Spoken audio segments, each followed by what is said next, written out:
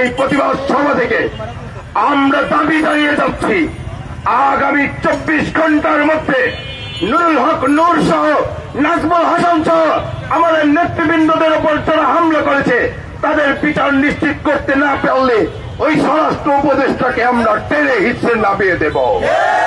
তার আর বুজুং বাজুং আমরা দেখব না। আমরা খুব উদ্বিগ্নের সাথে লক্ষ্য করছি, বিগত কয়েকদিন ধরে রাজশাহী বিশ্ববিদ্যালয় এবং চট্টগ্রাম বিশ্ববিদ্যালয়, গতকাল রাতে কৃষি বিশ্ববিদ্যালয়ে আপনারা দেখেছেন, এই যে রাষ্ট্রে একজন সরকার আছে, এই সরকার থাকা সত্ত্বেও কিভাবে নির্মমভাবে শিক্ষার্থীদের উপর কিভাবে প্রহার করা হচ্ছে। একটা সরকার থাকার পরেও এভাবে যদি শিক্ষার্থীরা হামলার শিকার হয় তখন এই সরকার থাকার কোনো মানে হয় নাই।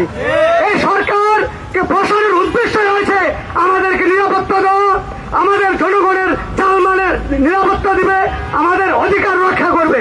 কিন্তু আমরা দেখতে পেয়েছি গত শুক্রবার 29 আগস্ট